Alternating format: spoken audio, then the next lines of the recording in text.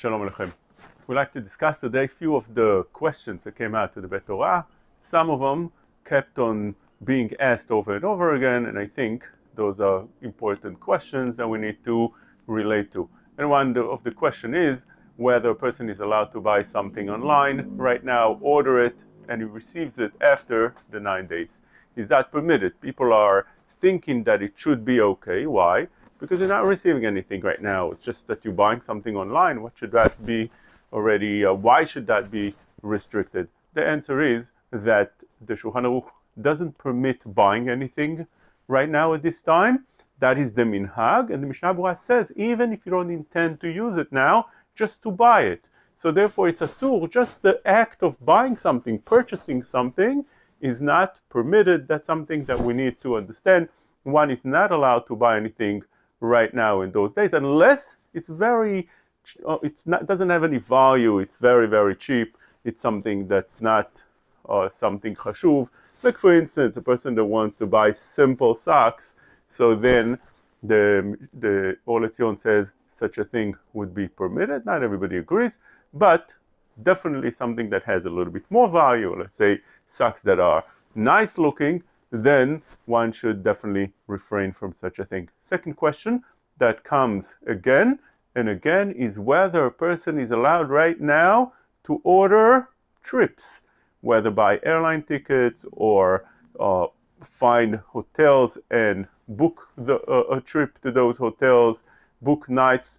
Those trips are going to be done after the 9 days, after Tisha B'Av. Is that permitted? So over here we found Rav Elyashiv said in Ashrei Ha'ish, he brought down that it is permitted if the price of those tickets will go up or they'll be booked and you're not going to have those tickets or you're not going to have those trips that you want to go to. And it's very likely if a person wants to go after the 9 days, every day that passes, prices raise very much, or go up very highly every day, as you can probably see yourself.